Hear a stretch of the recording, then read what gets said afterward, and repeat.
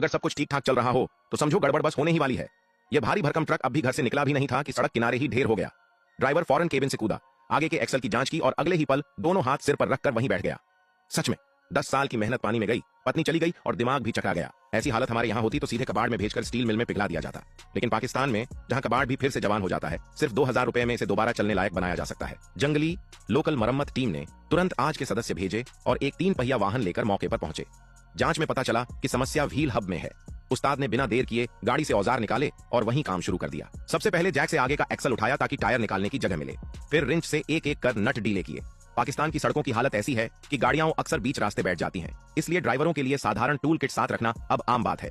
सारे नट उतरते ही आगे का पहिया जोर लगाकर बाहर खींचा गया। तब साफ दिखा कि हब बुरी तरह टूट चुका है। ड्राइवर का सिर पकड़कर बैठ जाना वाजिब था। जरा देर हो जाती तो अंजाम सोच से बाहर था। मौके पर मरम्मत मुमकिन नहीं थी, इसलिए पूरा पहिया 3 पहिए पर लादकर वर्कशॉप भेजा गया ताकि पूरी तरह रिफर्बिश किया जा सके। मशहूर वर्कशॉप पहुंचते ही उस्ताद ने टायर की हवा पूरी तरह निकाल दी। फिर लीवर से हब को पकड़ने वाली क्लैंप प्लेटें उखाड़ी। सालों की मिट्टी और जंग से जमे हिस्से ताकत से ही खुलते हैं। अब सवाल, ऐसी मरम्मत कैसे हो कि मानक पर भी खरी उतरे? क्या बस वेल्डिंग कर देंगे? खर्च कम रखने और मजबूती से समझौता न करने के लिए उस्ताद ने एक स्मार्ट जोड़ मरम्मत तरीका चुना।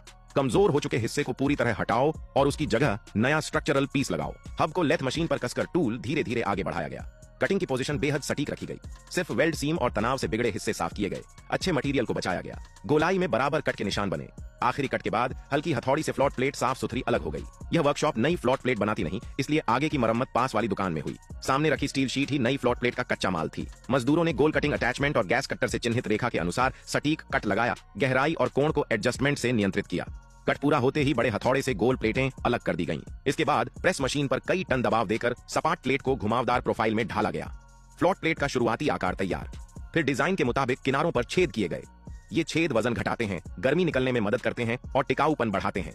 मैकेनिक्स और कारीगरी का बढ़िया मेल। छेदों के बाद फ्लोट प्लेट को फिर लेथ पर लगाकर किनारों की फिनिशिंग की गई ताकि असेंबली के समय हर प्लेट सटीक बैठे। इसके बाद प्रेस पर मानक के अनुसार बोल्ट होल बनाए गए।